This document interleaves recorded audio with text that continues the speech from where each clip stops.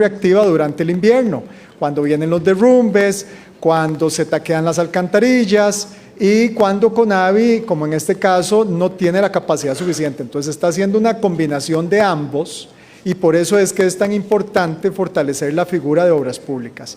Pero la respuesta es esa. Sí, el CONAVI en este momento está en una posición donde ya utilizó la gran mayoría de los recursos. Sí, se hizo así porque era donde rendían más los recursos para atender las prioridades que había en carreteras. Y sí, hay una conversación en curso para ver si podemos identificar con Hacienda algunos recursos adicionales. No sé, don Nogui, aquí está, perdón. Sí, tal vez aquí señalar dos temas importantes. El primero, esto es presupuesto del 2023, el presupuesto del 2024 que está en elaboración en este momento incluye más recursos precisamente para el mantenimiento de carreteras. Yo creo que es un tema relevante. Decir que mucho de la necesidad de CONAVI hoy es su capacidad de ejecución que mejoró sensiblemente frente a los años anteriores y que el Ministerio de Hacienda efectivamente está haciendo un ejercicio de buscar recursos dentro del mismo Ministerio de Obras Públicas y Transportes, como bien lo dijo el ministro Amador, sino también de algunos otros que podamos allegarle recursos. Pero es un tema que tendrá que ir a un presupuesto extraordinario y lo podríamos ver en los próximos días. Muchas gracias, ministros. Adelante, por favor. Paula Ruiz, del Observador.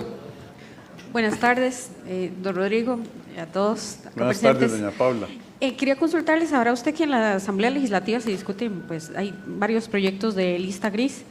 El que tendría más consenso es el del Partido Unidad Social Cristiana. Quería consultarle si usted está anuente a firmar este proyecto o eventualmente lo vetaría, porque el gobierno presentó uno. Don Nogui, por favor. A ver, yo creo que aquí hay que señalar algo que es bien importante. Para el gobierno es prioridad uno salir de esta lista de la Unión Europea. Tenemos dos diferencias en relación con el proyecto que se dictaminó de mayoría y el que nosotros dictaminamos de minoría. Ambos son afirmativos. La diferencia fundamental se basa en dos temas. El primero es que consideramos que el proyecto de mayoría es relativamente débil y no tiene las salvaguardas necesarias para asegurar que aquellas personas que tienen que pagar impuestos lo paguen.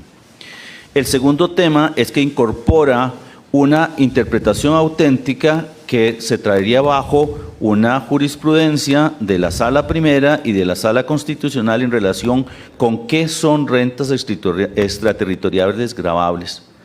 Nosotros estamos trabajando, vamos a presentar un dictamen.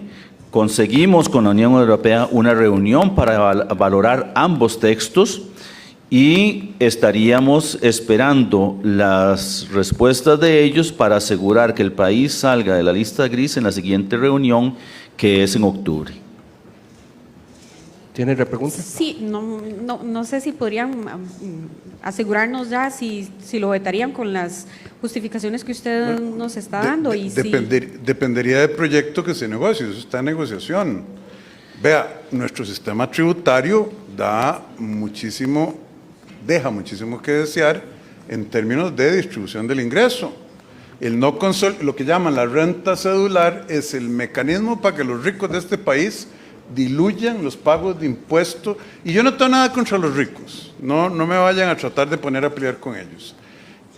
El Gini, el coeficiente de distribución de ingresos, que se llama Gini, el coeficiente Gini, de los países europeos y el de Costa Rica, antes de recoger impuestos, gastar los recursos del Estado y las transferencias, es el mismo prácticamente. Allá recogen impuestos, gastan y hacen transferencias y la distribución del ingreso mejora tanto que Gini se queda a la mitad. Entonces, aquí no solo hay un tema de salirse de la lista negra, pero hay temas de evasión brutales, de elusión fiscal brutales, y lo que el gobierno presentó es un paquete integral, y hay gente que lo que quiere es irse, como muchos en Costa Rica les ha gustado a través de años, por la línea del mínimo esfuerzo. Salgámonos de aquí, y no como dijo don Alfredo González Flores, fue el que dijo, pague más, no, ¿quién fue el que dijo? Que el rico pague como rico y el pobre como pobre. Y fue don Alfredo, exacto. Y aquí no. Entonces, aquí hay muchas piezas. Nosotros nunca propusimos un aumento de impuestos, ahí quedaron los videitos de ciertos diputados rascándose la ropa, diciendo que era un aumento de impuestos. No es eso, es una redistribución de las cargas. El sector privado tiene que darse cuenta que hay que mejorar la justicia tributaria. No estoy hablando ni de socialismo ni de comunismo, no, estoy hablando de todos los países de la OCDE que tienen sistemas como el que el gobierno está empujando, que nos sacaría de la lista negra y que arregla la mancha histórica de ya habernos convertido en uno de los países más desiguales del mundo, luego de haber sido una sociedad mucho más equitativa, más transparente, más justa. Entonces, todo eso está en juego. ¿Qué voy a vetar yo? Lo que mi conciencia, mi obligación hacia el pueblo de Costa Rica y la claridad de las políticas públicas de este gobierno me obligue a vetar o no. Pero eso está negociándose, entonces no vamos a adelantar criterio. Muchas gracias. Continuamos con medios regionales presenciales con Martín Montoya de Limón TV. Buenas tardes, señor presidente. Un placer en saludarle. Señor presidente, mientras usted estaba en Europa, en Guanacaste y en Cartago, haciendo su trabajo, hacía yo el mío en la provincia de Limón. Y quiero hablarle específicamente de la ruta 32. Y es que si bien es cierto, aunque el gobierno está indicando a través del señor ministro de Transportes el avance, lo cierto del caso es que hay una situación muy preocupante. Y por darle un ejemplo nada más, 6 kilómetros que llevan hacia la comunidad de Beeline, las situaciones que se están dando ahí son catastróficas para todas las comunidades, pues se construye hacia Limón y viceversa, pero los pueblos están siendo sumamente maltratados en todo lo concerniente a inundaciones y escombreras que están creando situaciones realmente graves, y quisiera conocer qué se va a hacer sobre este tema, porque se les indica que en una segunda etapa, pero si ni siquiera se está avanzando totalmente en la primera, ¿qué será la segunda y cuándo iniciará? Mire, don Martín, uno no puede deshacer la historia, y lo hemos dicho miles o cientos de veces. El trazado de esa ruta fue un desastre, la Contraloría lo dijo en su momento, el diseño del proyecto fue un desastre, el CEFIA, el Colegio Federado de Ingenieros y Arquitectos, lo dijo, ese proyecto es un desastre. Lo empujaron por la Asamblea Legislativa, a pesar de todo, a estar en contra de todos los criterios técnicos. Ya se han invertido cientos de millones de dólares ahí, nosotros estamos haciendo lo propio por terminarlo, pero lo que usted menciona y muchas cosas más, como decía la canción, es producto del pecado original del gobierno de Luis Guillermo Solís y de la Asamblea Legislativa de aquel entonces, de meterse en un préstamo de más de 500 millones de dólares para financiar algo que, como me lo puso un experto, mejor lo hubieran diseñado una servilleta de restaurante. Así de fácil se lo pongo. Ahora sí, ministro, usted no causó el problema, pero le toca ver qué hace. Éntrele a ver. Vea.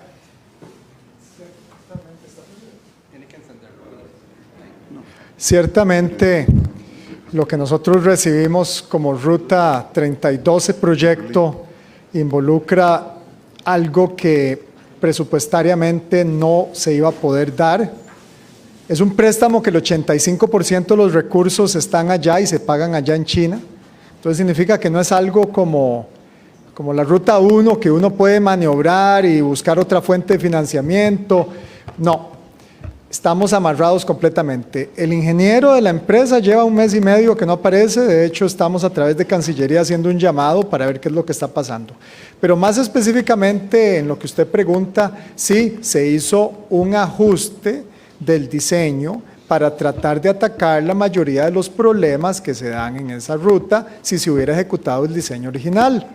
En lugar de ese montón de pasos sobre nivel, que no sé si la gente lo entiende claramente, pero eso lo único que iba a hacer era aislar más las dos zonas, norte y sur, de todos los que habitan y tienen que pasar a las escuelas, a los hospitales, a los comercios y tienen que